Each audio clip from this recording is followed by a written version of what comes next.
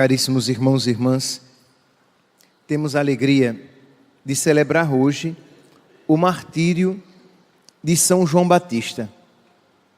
E eu gostaria de, nessa homilia de hoje, fazer uma contraposição entre a figura de São João Batista e a figura de Herodes, esses dois personagens bem apresentados na liturgia de hoje. Diz aqui que, vocês conhecem aqui o contexto, Herodes se casou, como nós aqui usamos a expressão, se adjojou com uma mulher casada, com a mulher do seu irmão, Felipe. E São João Batista disse: não te é permitido ficar com a mulher do teu irmão. E isso, é claro, vocês podem compreender, meus santos, desagradou profundamente a Herodíades, que estava ajuntada com Herodes. Isso nutria no coração dela uma raiva e fez com que São João Batista fosse perseguido. E o interessante é que São João Batista, ele era perseguido não por causa, entendam aqui, não é porque ele não se sentia tentado em deixar de ter fé em Deus ou em negar a sua fé como um todo. Ele era tentado a ficar calado. Se ele ficasse calado, se ele não dissesse nada a esse respeito, ele continuaria de alguma maneira nas graças do rei, que diz aqui a palavra que Herodes gostava de ouvir João Batista e tinha João Batista como um homem justo, como um homem santo, de modo que era só, se ele ficasse calado, se ele fizesse vista grossa, se ele fizesse que não estava vendo nada daquilo, ele se daria bem, ele não teria problema nenhum. Mas ele sabia que ele não poderia se calar. Ele sabia que diante de Deus, que ele não poderia ser fiel a Deus, simplesmente colocando para debaixo do tapete ou para o canto da sua vida um aspecto tão fundamental. E ele resolve então pagar o preço da sua fé, pela sua fé.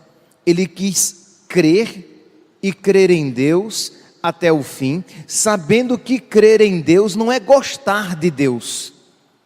Crer em Deus não é simplesmente ter um apego, uma inclinação afetiva para com o nosso Senhor.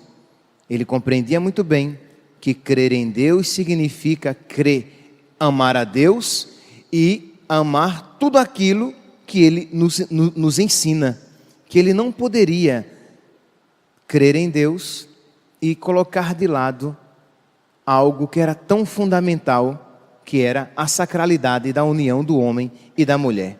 Pois bem, meus irmãos, gostaria então de salientar este aspecto que às vezes nós nos esquecemos de que precisamos pagar o preço pela nossa fé. Às vezes nós queremos crer, mas queremos conciliar coisas inconciliáveis. Às vezes nós queremos crer, mas não queremos pagar o preço pela nossa fé.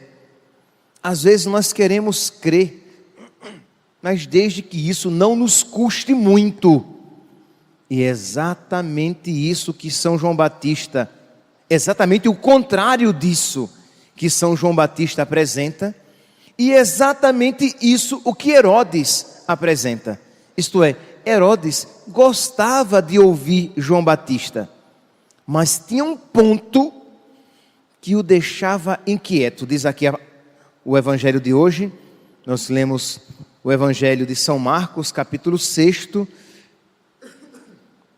no versículo 20, diz aqui: com efeito, Herodes tinha medo de João, pois sabia que ele era justo e santo e por isso o protegia, gostava de ouvi-lo, embora ficasse inquieto interiormente com aquilo que ele falava, porque existia algo na mensagem de João Batista, existia algo na mensagem de João Batista que ele percebia que, se ele levasse a sério, se ele de verdade resolvesse escolher Deus, ele teria que renunciar. É a crise em âmbitos variados e em intensidades diferentes, mas é a realidade a que todos nós estamos expostos, isto é, ter esta consciência de que escolher Deus é renunciar a alguma coisa. Herodes, ele estava inclinado. Aqui, meus santos, é importante enfatizar este ponto, porque a gente às vezes acha assim, Herodes era o Satanás endemoniado, e por isso ele matou João Batista. Não, Herodes era até um homem que tinha uma inclinação devota, que tinha uma inclinação espiritual, que tinha uma inclinação para Deus. Ele gostava de ouvir São João Batista, mas existia um ponto, no caso dele um ponto, poderiam ser alguns pontos, existia um ponto que o incapacitava a se entregar totalmente à verdade. Percebem aqui? Quando cada um aqui aplica para a sua vida e diz, existe no meu coração uma inclinação à piedade. Ora, vocês estão aqui na missa, às 6 horas da manhã. Se não todos, muitos chegaram até antes, às 5h30 para rezar a quaresma de São Miguel. Então, sem sombra de dúvida, existe em todos vocês uma inclinação a Deus, uma inclinação a uma vida devota, uma inclinação à verdade, só que vocês sabem que chegará o momento, se é que não já chegou, em que você se defrontará com aquela situação em que você precisará decidir. Em que você sabe que não dá mais para conciliar as duas coisas, que não dá mais para servir a dois senhores, que você precisará escolher Deus, a sua verdade e renunciar a você mesmo e aos seus apegos. Entendem aqui o que significa isso? São João Batista escolheu Deus, mesmo que com isso tendo que perder a sua liberdade, porque foi preso, e depois a própria vida. Mas ele não quis negociar, ele não quis escamotear a sua fé. Creu, acreditou e, se necessário fosse perder a própria vida, estaria disposto a perdê-la. Na oração coleta da missa de hoje, quando nós começamos a missa, e o padre diz, oremos, hein? A igreja pede para nós, diz aqui a oração, ó Deus, quisestes que São João Batista fosse o precursor do nascimento e da morte do vosso filho. Como ele tombou na luta pela justiça e verdade, fazei-nos também lutar corajosamente para testemunhar a vossa palavra. Isto é, fazei-nos também lutar corajosamente e, se necessário for, tombar, perder algo. Provavelmente, meus santos, não estamos ainda aqui no Brasil no período de perder a própria vida, mas perderemos talvez alguns amigos, talvez percamos a simpatia de outros, talvez tenhamos que perder coisas ou pessoas a que estamos apegados, talvez que tenhamos que renunciar realidades das quais gostamos. De alguma maneira teremos que perder algo, mas para lutar, defender e testemunhar na própria vida a palavra de Deus, a verdade, Jesus Cristo.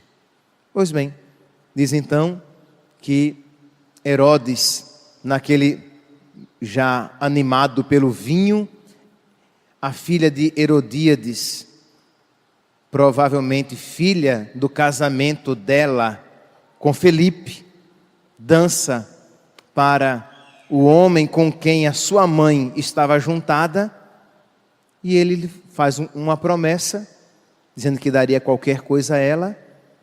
Ela vai à mãe, e a mãe diz: pede a cabeça de São João Batista. E Herodes, que já estava rendido de alguma maneira, não iria ali, de alguma maneira, desagradar a plateia que esperava que ele cumprisse aquela promessa, e entrega a cabeça de São João Batista. Meus irmãos, celebrar um santo, e de um modo particular um mártir, é sempre tentar colocar na própria vida aquelas virtudes celebradas. Isto é, nós não estamos aqui recordando São João Batista apenas para olhar para ele e dizer: nossa, que homem bonito, que homem digno de ser imitado, que vida bela, como ele amou a Deus, e amou com tenacidade, com radicalidade. Não é apenas uma pessoa para que nós a admiremos, mas uma pessoa para que nós a imitemos. São João Batista aqui pode dizer, como disse São Paulo: sede meus imitadores, assim como eu sou de Cristo. São João Batista é precursor, morreu para defender a lei de Deus. Jesus Cristo depois morrerá para defender a lei do seu Deus também, a lei do seu Pai. E nós, o que faremos? Continuaremos brincando de crer e não crer? Continuaremos de alguma maneira ouvindo a palavra de Deus, e ela deixa o nosso coração meio embaraçado, meio inquieto, mas aí nós voltamos para a nossa vida, entre aspas, normal, e nos esquecemos desta inquietação que é fruto da graça. Se você vem à missa e ela de alguma maneira inquieta o seu coração, se você sai da igreja mais perturbado do que entrou, isso pode ser um excelente sinal. Um excelente sinal, porque é muito estranho se você vem à igreja e você sempre sai com o coração em paz. Eu não sei se isso é um bom sinal, não. Porque só se você for um santo de 7ª morada. E aí, a palavra de Deus já encontra total ressonância na sua alma. Se não, você vai à igreja e aquela palavra fere, e aquela palavra incomoda, e aquela palavra inquieta, e você sai com aquela inquietação no coração, porque é Deus chamando você a viver de uma maneira mais digna ao Evangelho, mais digna, mais de acordo com a dignidade que você recebeu no seu batismo. E isso é um ótimo sinal. Eu já falei a vocês de uma pessoa e que não voltou ainda para a igreja, e que uma vez me disse que deixou de vir à igreja, que quando voltava para casa, voltava mais inquieto do que quando havia chegado. E eu perguntei: por quê? Porque aquilo que era pregado, eu não estava disposto a viver. E isso, meus santos, faz mais de 15 anos. 15 anos eu tenho de padre, imagine. Eu tenho 13. Faz mais de 15 anos. Abandonou a igreja. Por quê? Porque aquilo que ouvia inquietava aquela pessoa, e como ela não estava disposta a se render a Deus, ela preferiu abandonar Deus. Isso, meus santos, não é um exemplo único. Isso, infelizmente, acontece tão frequentemente. Só que nessa pessoa, ela teve, de alguma maneira, ela teve a atitude de abandonar a igreja. Outros continuam nos bancos, mas com os ouvidos cerrados, com o coração fechado. Isto é, a palavra bate e volta, mas a pessoa não está disposta a mudar, embora continue frequentando e se sentando nos bancos das igrejas. Peçamos a Deus que vença a dureza do nosso coração. Peçamos a Deus que rompa a surdez dos nossos ouvidos. Peçamos a Deus que faça cair as escamas dos nossos olhos, para que nós abracemos a verdade, abracemos Jesus e estejamos dispostos a pagar o preço para com Ele nos mantermos abraçados. Louvado seja nosso Senhor Jesus Cristo.